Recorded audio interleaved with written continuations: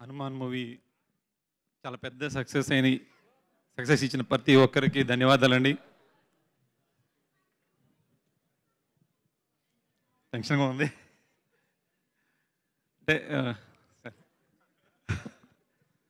అంటే ఇప్పుడు అందరితో కలిసి సినిమా చూస్తుంటే ఇంత పెద్ద సినిమా మనం చేసామా అని అనిపిస్తుంది.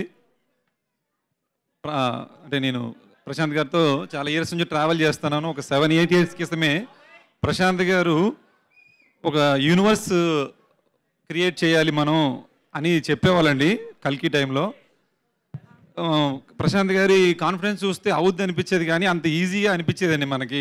ఇంత త్వరగా ఆ యూనివర్స్ ఫామ్ అవుద్ది అనేది నేను ఆ రోజు అంత బిలీవ్ చేయలేదు. కాకపోతే ఆయన సంకల్పం అంటే మేము చెప్పాలంటే చాలా చిన్న చిన్న టెక్నీషియన్సే అండి, ఇంత పెద్ద ఒక పాన్ ఇండియా సినిమా చేసే టెక్నీషియన్స్ కాదు. బట్ వాళ్ళు ఏ కాన్ఫిడెన్స్తో మమ్మల్ని పెట్టుకున్నారో తెలియదు. బట్ ఇంత ఒక పెద్ద స్పాన్ ఉన్న సినిమా ఈరోజు హనుమంతులు వారి గురించి చాలా జనరేషన్స్ గుర్తుండేలాంటి సినిమా ఇది.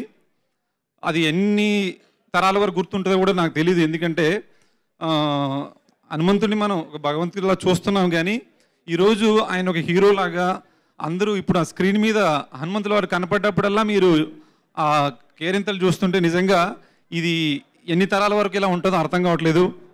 అలాగే చాలామంది ప్రతిరోజు నన్ను జై హనుమాన్ ఎప్పుడు వస్తుంది, లేదంటే నేను వేరే షూటింగ్కి వెళ్తుంటే ఎక్కడున్నామంటే షూట్లో ఉంటే జై హనుమాన్ అంటున్నారు. కానీ ఇంతవరకు స్టార్ట్ చేయలేదు ప్రశాంత్ గారు. మరి అది ప్రశాంత్ గారు చెప్పాలి జై హనుమాన్ ఎప్పుడు వస్తుంది అన్నది. కానీ అంటే ఈ సినిమా ఎంత పెద్ద హిట్ అని చెప్పడానికి జనరల్గా ఒక సినిమా వచ్చిన తర్వాత సీక్వెల్ గురించి ఎవరు పెద్దగా వస్తే చూస్తారండి, బాగుంటే ఎంజాయ్ చేస్తారు. బట్ ఈ మధ్యకాలంలో నాకు తెలియదు అలాగా. బట్ ఈ సినిమాకి సీక్వెల్ ఎప్పుడు అని ఒక ప్రెజర్ పెడుతున్నారు. అంటే దానివల్ల ఒక బాధ్యత కూడా పెరుగుతుంది.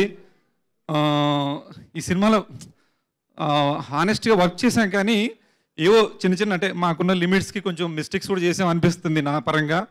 ఇంత పెద్ద హిట్ అయితే ఇంకా ఎక్కువ బాగా చేసేవాళ్ళం అనిపిస్తుంది. కాబట్టి జై హనుమాన్లో మాత్రం మీలో కూడా ఎక్స్పెక్టేషన్స్ ఎక్కువ ఉంటాయి కాబట్టి మాకు కూడా రెస్పాన్సిబిలిటీ ఎక్కువైంది, భయం వేస్తుంది. కాకపోతే ఆ హనుమంతులు వారు మాతో చేయించారు కాబట్టి జై హనుమాన్ కూడా మీ ఎక్స్పెక్టేషన్ రీచ్ అయ్యేలాగా మాలో అంత శక్తి సామర్థ్యాలు కల్పించి చేయిస్తారని కోరుకుంటున్నాము. థ్యాంక్ యూ అండి. సూపర్ అండి, thank you so much. Sai గారు, ఎడిటర్ సాయి గారు ఇప్పుడు మాట్లాడతారు. హాయ్ అండి, 100 రోజుల ఫంక్షన్ చేసుకోవడం చాలా హ్యాపీగా